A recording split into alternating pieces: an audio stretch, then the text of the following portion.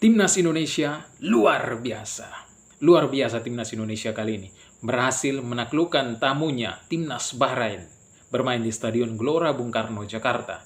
Markas dari Timnas Indonesia. Pertandingan berakhir dengan skor 1-0 untuk kemenangan tuan rumah Timnas Indonesia. Gol dicetak oleh Ole Romeni, striker dari Timnas Indonesia pada menit ke-24. Inilah yang ditunggu-tunggu oleh pemain maupun fans dari Timnas Indonesia. Hasil yang positif, hasil yang menggembirakan. Kemenangan untuk Timnas Indonesia. Dan bukan hanya itu. Gaya bermain seperti ini, strategi seperti ini yang menurut saya yang ditunggu-tunggu oleh seluruh fans Timnas Indonesia dan juga pemain Timnas Indonesia. Gaya bermain yang tidak terlalu terburu-buru dan lebih adaptif di menit-menit awal. Pertanyaannya, kenapa strategi seperti ini, kenapa gaya bermain seperti ini tidak diterapkan sejak awal ketika kita melawan Timnas Australia? Harusnya strategi seperti ini, gaya bermain seperti ini yang digunakan ketika kita melawan Australia. Pertanyaannya, kenapa gaya bermain strategi ini tidak diterapkan ketika kita melawan Australia? Itu tadi kata pembuka. Halo teman-teman, selamat datang kembali di channel YouTube ini dan masih bersama saya, Anton R.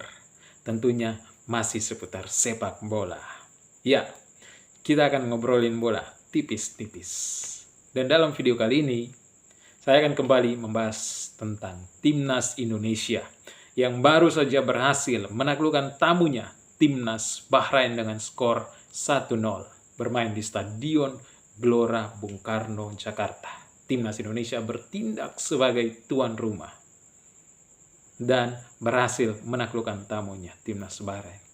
Walaupun hanya dengan skor 1-0, tapi inilah gaya bermain yang diinginkan. Yang menurut saya diinginkan, bukan hanya saya yang menginginkannya tentunya. Para fans dan pemain pun menginginkan gaya bermain seperti ini. Gaya bermain dengan strategi yang tidak terlalu terburu-buru dan lebih adaptif. Oke, sebelum kita jauh membahas, saya akan kasih bridging dulu. Kita akan mulai menganalisa pertandingan antara Timnas Indonesia versus Bahrain. Oke teman-teman, jadi inilah gaya bermain atau strategi yang diinginkan, yang menurut saya cocok untuk Timnas Indonesia kali ini. Pertanyaannya, kenapa strategi atau gaya bermain seperti ini tidak sejak awal ketika melawan Australia diterapkan strategi atau gaya bermain seperti ini? Harusnya gaya bermain seperti ini diterapkan ketika kita melawan Australia. Tidak terlalu terburu-buru, lebih adaptif di menit-menit awal. Bermain lebih adaptif, lebih membaca kekuatan lawan, terus menganalisa, mengetahui kekuatan sendiri, kekuatan tim kita sendiri. Inilah yang harus diterapkan. Dan ini saya sangat jempol buat Patrick Kluivert yang mau beradaptasi, yang mau berubah, yang mau menerima kritik dan merubah gaya bermainnya, merubah strateginya, sehingga kali ini ketika kita melawan Bahrain kita lebih tenang, pemain-pemain kita lebih matang, lebih tenang. Walaupun memang ya kita lihat ada beberapa peluang yang tidak mampu dimanfaatkan, tidak mampu dikonversi, dieksekusi menjadi gol. Harusnya kita bisa menang lebih dari 1-0. Ada peluang yang didapatkan oleh Marcelino, one-on-one dengan kiper, tapi tidak mampu dikonversi menjadi gol. Ada Eliano Reinders yang mendapatkan umpan asis dari Ricky Kambuaya, tapi tidak mampu juga dikonversi menjadi gol. Dan beberapa peluang lain lagi. Tapi saya rasa dengan gaya bermain seperti ini, teman-teman, lebih adaptif, lebih tenang. Awalnya Timnas Bahrain menginginkan kita untuk lebih menyerang. Tapi salut buat anak-anak asuh dari Patrick Kluivert, pemain-pemain Timnas Indonesia. Tidak mudah terpancing oleh strategi yang ingin diterapkan oleh Timnas Bahrain. Mereka lebih menahan diri untuk melakukan serangan yang terburu-buru. Mereka tidak terlalu gerasa kerusuk untuk menyerang, untuk mendapatkan gol, untuk mendapatkan kemenangan. Mereka tetap tenang, tetap menyesuaikan aliran, menyesuaikan tempo permainan yang sesuai dengan gaya bermain Bahrain. Nah, ternyata anak-anak asuh Patrick Kluivert ini, termasuk Patrick Kluivert pun tidak mampu termakan umpan dari pelatih timnas Bahrain. Dan pada akhirnya, pada menit ke-24, kita berhasil memanfaatkan peluang melalui umpan yang dilakukan oleh Tom Haye ke Marcelino, dan Marcelino melakukan assist ke Oleh Romeni, striker dari timnas Indonesia, dan Oleh Romeni berhasil mengeksekusi dengan tenang, dengan baik peluang tersebut, assist tersebut yang diberikan oleh Marcelino. Nah, saya sangat salut di sini oleh pemain-pemain tengah kita yang diisi oleh Calvin Verdong di kiri, ada di tengah ada Tom Haye dan Palu Pesi, dan di kanan ada Kevin Dix. Memang perlu ada catatan sedikit buat Kevin Dix. Memang Kevin Dix kali ini performanya agak kurang bagus, sering kehilangan bola, bahkan kontrol passingnya masih sedikit kelihatan gugup atau mungkin belum terbiasa, dan sering kehilangan bola. Nah, ini adalah catatan penting buat Kevin Dix, sehingga di pertandingan berikutnya perlu ada perbaikan dari sisi Kevin Dix gitu. Nah, pertanyaannya ya, kenapa tidak lebih mengutamakan Eliano Renders daripada Kevin Dix gitu. Tapi ya, kita tidak tahu, kembali lagi kita tidak tahu apa yang ada di ruang ganti. Inilah hak prerogatif dari pelatih, dari Patrick Kluivert. Dialah yang mengetahui dan memilih pemain yang tepat menurut dia. Dia yang mengetahui bagaimana ruang ganti kita, siapa-siapa saja pemain yang siap, sehingga kita hanya mampu ya bertanya, melakukan kritik gitu, kecil-kecilan. Nah, yang belum perform itu ada Kevin Dix. Di sini Marcelino pada pertandingan kali ini sedikit agak goyang, tapi ya overall Marcelino cukup bagus kali ini. Nah, lini tengah kita memang cukup tenang kali ini. Praktis yang kurang, yang underperform, di bawah perform ya hanya Kevin Dix saja. Selainnya sangat bagus. Apalagi pemain belakang kita yang diisi oleh trio Jay Ijes, ada Justin Hubner, dan di kanan ada Rizky Ridho. Rizky Ridho sangat salut. Wow, bermain dengan sangat tenang. Inilah duet lini belakang timnas Indonesia. Jay Ijes, Rizky Ridho. Jay Ijes, Rizky Ridho. Wow, memang kalau teman-teman nonton, keren sekali lini belakang kita. Sangat tenang. Ada lagi penyelamatan yang sangat tenang yang dilakukan oleh Rizky Ridho, yang hampir saja bisa menjadi gol buat timnas Bahrain, namun dapat diselamatkan dengan tenang oleh Rizky Ridho melalui tandukan kepalanya, sehingga membuang bola keluar dan membuat bola menjadi out.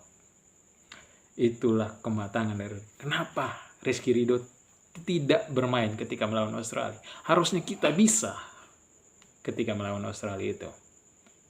Nah, itulah makanya kritik keras yang diterima oleh Patrick Kluivert mungkin saja bisa menjadi bahan evaluasi buat dia ketika kita kalah dibantai lawan timnas Australia, dan akhirnya dia bisa langsung menerima kritikan itu dan merubah pola permainan dan strategi timnya. Nah, di lini tengah Calvin Verdong tadi cukup bagus, Tom Haye dan Palu Pesi sangat tenang. Ya, kita ketahuilah dua jenderal lapangan tengah ini memang secara usia dan secara kematangan ya cukup tenang dan tidak perlu dipertanyakan lagi. Hanya praktis Kevin Dix di kanan. Setelah itu di lini depan kita ada Orat Mangun, Marcelino, dan Oleh Romeni. Cukup bagus, hanya memang agak sedikit perlu diperbaiki, dievaluasi dari sisi Marcelino sendiri. Tapi ya itu bukan masalah yang terlalu berbahaya gitu. Hanya sedikit catatan saja. Apalagi ketika Marcelino mendapatkan peluang yang one on one dengan Kiefer, tapi sayangnya tidak mampu dikonversi menjadi gol. Nah, selain itu tidak ada koreksi lagi, pemain penggantinya juga cukup bagus. Sandy Walsh, ada Ivar Jenner, ada Ricky Kambuaya yang sangat mengejutkan ya. Ricky Kambuaya ketika masuk sebagai pemain pengganti bermain dengan sangat-sangat baik, teman-teman.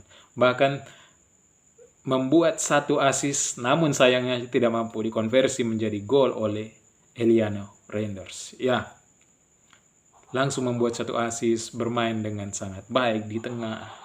Dia menggantikan Ragnar Oratmangun, bertindak sebagai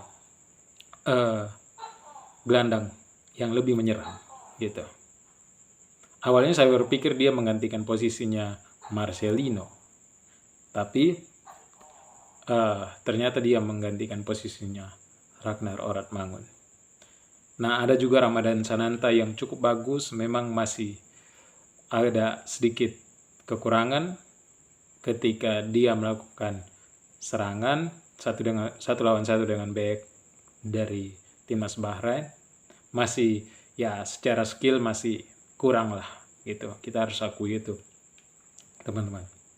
Nah, Eliano Reinders juga cukup bagus, sayangnya ada peluang yang tidak mampu dia manfaatkan, tidak mampu dia eksekusi menjadi gol. Nah, itu tadi sedikit analisis soal timnas Indonesia. Timnas Indonesia by the way turun dengan formasi 3-4-3. Ya, 3 di belakang, Rizky Ridho, Ijes, Justin Hapner.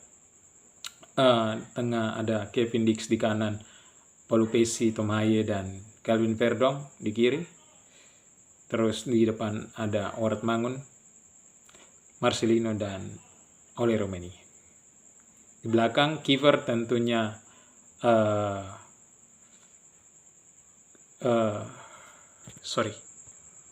Martin Paes.